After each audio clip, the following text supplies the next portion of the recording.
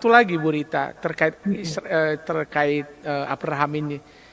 Di teman-teman kita di luar sana mengatakan bahwa ya Abraham itu Muslim. Kalau dalam konteks agama Islam baru muncul abad ke-7 Masehi.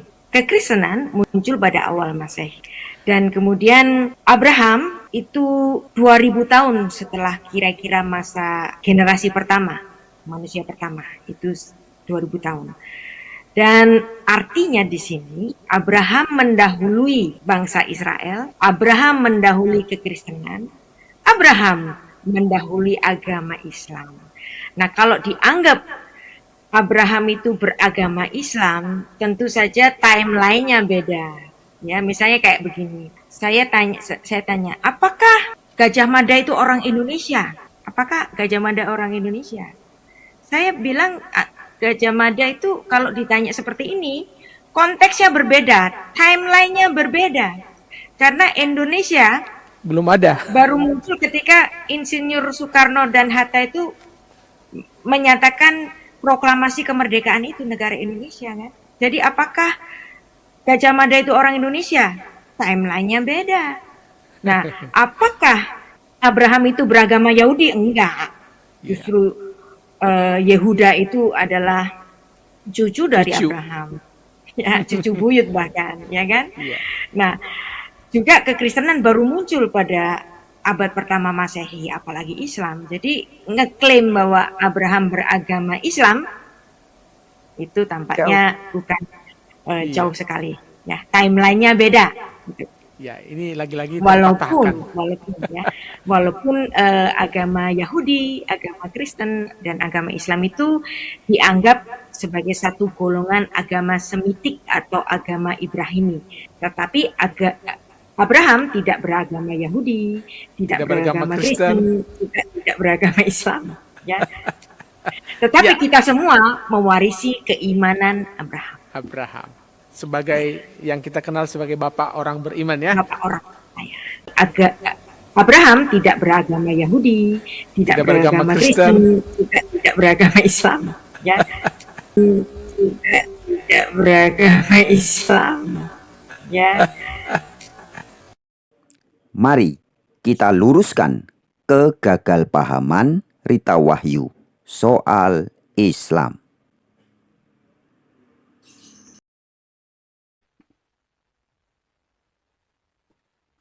Islam ini adalah bahasa Arab atau suatu kata yang ditulis dengan bahasa Arabik ya. Aslama, Islam ya, adalah bahasa Arab yang kalau diterjemahkan ke dalam bahasa Indonesia yang baik dan benar artinya adalah pasrah diri atau berserah diri. Ini bahasa Indonesia. Kalau diterjemahkan ke dalam bahasa Inggris yang baik dan benar, surrender. Tulisannya surrender double R. Ini bahasa Inggris. Ya. Jadi arti atau makna dari kata Islam yang paling benar dan yang asli dan yang sesungguhnya adalah bahasa Arab untuk kata surrender in English atau pasrah diri atau berserah diri dalam bahasa Indonesia. Bukan yang lain. Ya, jadi Islam bukan merek suatu agama, merek suatu organisasi, merek dari suatu gerakan yang dipimpin oleh seseorang. Bukan. Tapi Islam adalah kata sifat. Sekali lagi, Islam adalah kata sifat yang dalam bahasa Inggris bermakna surrender, dalam bahasa Indonesia pasrah diri atau berserah diri. Itulah Islam yang asli. Nah, dengan demikian sahabat-sahabatku, untuk memahami makna yang benar dan paling asli. Benar dan paling asli. Dari surat Ali Imran ayat 84 tadi yang mengatakan barang siapa mencari agama selain agama apa? Islam. Nah, ini harus dipahami. Barang siapa yang mencari agama selain agama pasrah diri, atau mencari agama selain agama surrender, maka tidak akan diterima. Bisa ditangkap ya? Jadi Islam dalam hal ini bukan merek agama, tapi suatu sikap hidup. Itu sebabnya di dalam surat Al-Quran yang lain, dalam surat Al-Baqarah ada, dalam surat Al-Maidah juga ada, dikatakan orang-orang yang beriman itu orang Yahudi, Sabi'in, Nasrani, mereka juga akan selamat. Karena apapun agamanya, merek agamanya, itu bisa pasrah diri, bisa surrender, bisa bersikap Islam. Bisa dipahami sahabat-sahabatku. Oke, sebelum lanjut lebih jauh, saya ingin mengajak sahabat-sahabat untuk melihat cuplikan video berikut ini. Dari Islamnya sendiri. Bukan dari guru-guru tertentu, tapi dari Islam sendiri. Islam itu sebenarnya bukan, dalam Al-Quran itu Islam bukan berarti agama Islam. Makna Islam yang sebenarnya dalam Al-Quran itu ketundukan berserah diri.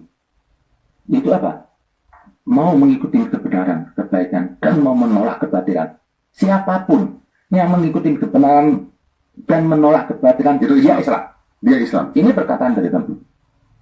Islam itu adalah ketundukan atau berserah diri. Bukan bermerek agama. Kalau bermerek agama berarti Tuhan itu sektarian. Kalau cuma bermerek agama, tidak akan menggunakan kitab Injil dalam Al-Quran. Tidak akan menggunakan Taurat. Tidak akan menggunakan Sabi'in. Yang lain. Kalau Habib mengatakan itu berarti ada aja dong orang yang mengaku Islam tapi dia tidak Islami gitu. Betul. Banyak. Mayoritas lah. Saya itu belum tentu Islam. Ya. Saya masih jauh dari kebenaran Islam. Karena itu sifat ya. Islam itu bahasa Arab, ya, bahasa Arab, yang artinya pasrah diri. Jadi agama Islam adalah agama yang lebih menitik beratkan kepada para penganutnya untuk berlaku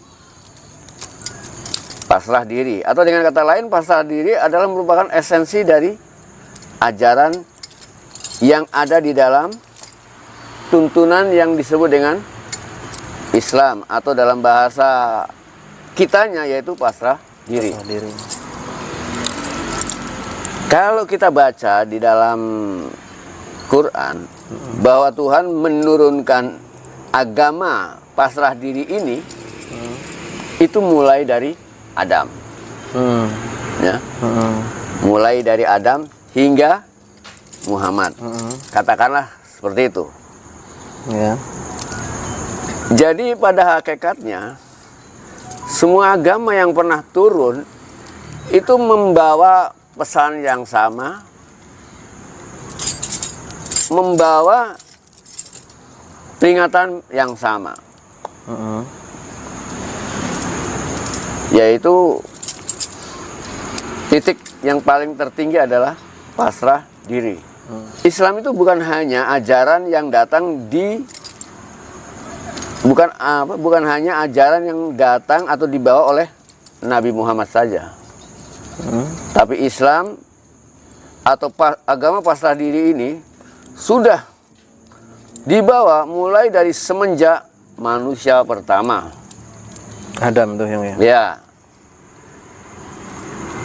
Gitu. Jadi agama pasrah diri ini boleh dibilang dibawa oleh semua agama yang pernah ada. Gitu. Jadi kalau kita artikan dengan bahasa Arab, maka semua agama yang pernah ada membawa ajaran Islam yang sama. Kalau kita Arabkan, gitu kan? Berarti Ya. nggak cuma Islam ya yang Iya. di luar Islam semua adalah pasrah diri ya. Iya, pasrah diri. Bahkan di Jawa sendiri, spiritualitas di Jawa sendiri juga mengajarkan pada orang-orang Jawa untuk melakukan sumeleh, pasrah diri. Dan itu merupakan ajaran spiritual yang tertinggi. Pasrah diri itu. Pasrah diri itu ajaran yang paling tinggi gitu.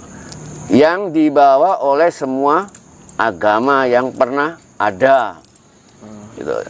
Jadi kalau kita melihat dari sini, semua agama yang pernah ada bersumber dari sumber yang sama.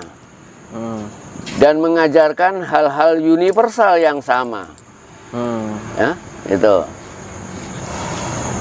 yang disebut dengan pasrah diri. Yang membuat agama satu dengan yang lainnya itu bukan di persoalan pesan-pesan universalnya. Yang membuat berbeda adalah pesan-pesan kondisionalnya. Ya. Setiap agama itu selalu turun di zaman yang berbeda, pada ruang dan waktu yang berbeda, dalam masyarakat yang berbeda. Ya, otomatis masing-masing memiliki kondisi yang berbeda, persoalan-persoalan yang dihadapi yang berbeda. Sehingga agama-agama yang turun itu pun juga mencoba untuk memberikan jawaban atau solusi sesuai dengan persoalan-persoalan yang dihadapi oleh umat manusia di zamannya masing-masing. Gitu. Jadi ajaran Islam itu bukan Nabi Muhammad saja yang membawa. Betul. Cuma untuk tidak salah paham, ya, untuk tidak salah paham, karena kalau kita mengatakannya dengan bahasa Arab, seolah-olah semua ajaran yang pernah ada seolah-olah Islam dalam pengertian Arab. Ya kan? Enaknya kok Islam gitu. Nah, gitu kan? Iya kan? Sampai-sampai kalau kita nyebut semuanya orang Jawa, keenaknya kabeh ngomong Jawa gitu kan. Jadi supaya tidak terjadi salah paham. Memang benar, bukan hanya Nabi Muhammad saja yang membawa ajaran tentang kepasrahan pada Tuhan. Ya. Bukan hanya Nabi Muhammad saja yang membawa ajaran tentang kepasrah dirian. Seluruh juru selamat yang pernah ada, yang mungkin bisa kita sebut mulai dari manusia pertama yang disebut Adam, semua membawa ajaran yang sama tentang pasrah diri. Jadi sama-sama mengajarkan tentang pasrah diri merupakan puncak dari ajaran yang dibawa. Itu yang membuat agama mulai dari Adam hingga sekarang pesan-pesan universalnya sama, yaitu pasrah diri. Ya. Karena Muhammad itu orang Arab, otomatis dia akan mengatakannya dengan bahasa Arab. Pasrah diri dalam bahasa Arab adalah Islam. Dia juga mengatakan bahwa semua nabi-nabi sebelumnya adalah membawa ajaran Islam menurut bahasa Arab. Ya kalau kita menurut bahasa kita, bahwa semua nabi-nabi sebelumnya, semua juru pengingat sebelumnya juga membawa ajaran yang sama, yaitu pasrah diri. Ingat, hanya pasrah diri. Pasrah diri adalah esensi. Ya, esensi. Ya. Yang membuat berbeda agama dari pertama sampai sekarang adalah bungkusannya. Sama namanya. Nah, biasanya namanya tergantung pada bungkusan. Ya. Namanya tergantung pada bungkusan. Nah, mungkin contohnya gini. Kalau Islam atau pasrah diri itu adalah esensinya, maka kita kasih contoh misalnya perhiasan, ya. Perhiasan itu macam-macam. Ada kalung, ada gelang, ada giwang, ada cincin, ada pin, ya, ada bracelet, apa ya kan? Ya, macam-macam ya kan. Nah, semua perhiasan ini esensinya emas. Ya. Ya kan? Nah, semua agama yang pernah datang tuh seolah-olah ketika datang pertama dia berbentuk kalung. Terus datang yang kedua berbentuk giwang. Dia menyebutnya giwang karena bentuknya giwang. Ada yang akhirnya setiap agama itu namanya sesuai dengan bentuknya. Ada yang giwang, ada yang kalung, ada yang gelang, ada yang cincin, ada yang bres, ada yang pin. Masing-masing memberikan namanya sesuai dengan bentuknya. Ya. Namun para penganutnya lupa pada esensinya, lupa pada emasnya. Padahal bentuknya beda-beda, tapi semuanya emas. Emas. Esensinya emas. Emas. Nah, sehingga mereka bertengkar tentang bentuk. Sing api ku kalung, rek. Gak iso sing api ku gelang. Sing api cincin. Mereka sibuk bertengkar tentang bentuk sampai lupa pada esensinya.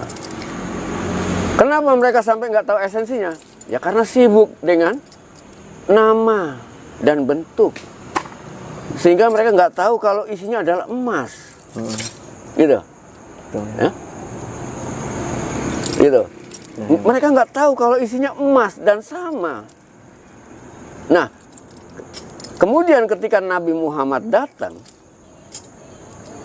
Nabi Muhammad membawa ajaran lagi.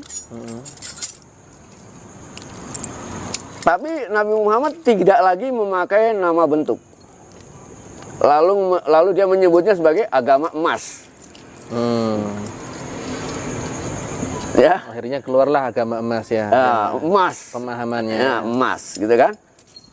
Jadi Nabi Muhammad langsung mengatakan orang dari zaman pertama sampai sekarang orang hanya sibuk masalah bungkusan sampai lupa sama esensinya. Nah, akhirnya Nabi mencoba memberikan nama agamanya dengan nama esensinya, emas.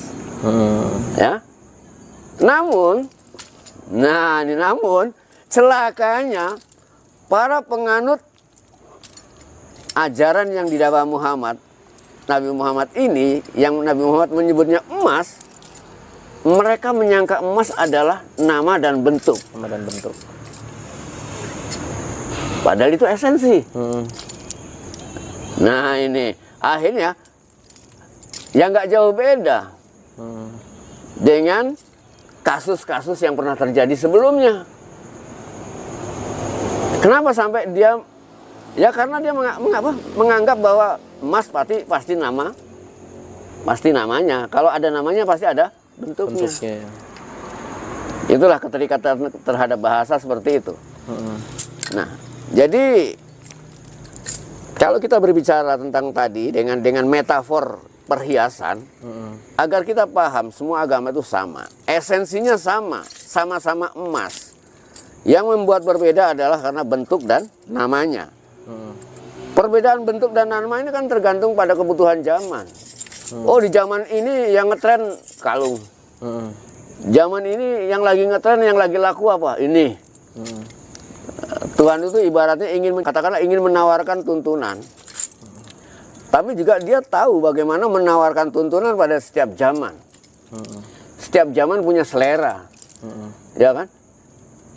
Sehingga Tuhan menawarkannya dengan berbagai macam bungkusan yang berbeda-beda. Sesuai dengan selera zamannya, sesuai dengan persoalan zamannya. Itu. Berarti istilahnya itu syariatnya yang kondisional tadi itu ya. Iya, yang kondisional itu syariatnya. Ada satu lagi nih yang jika memang Islam sudah ada dari zaman Nabi Adam, kenapa Nabi Muhammad lebih dikenal sebagai pembawa ajaran Islam? Oke. Dan kebanyakan orang mungkin juga sering kali berpendapat atau berpaham seperti itu, seolah-olah Islam itu hanya Muhammad yang membawa. Ya. Pada penjelasan sebelumnya itu sudah yang jelaskan dengan baik, cuma mungkin agar lebih jelas lagi bahwa agama yang secara universal semuanya sama, ya, membawa esensi yang sama, ya, Dari mulai manusia pertama hingga sekarang sama.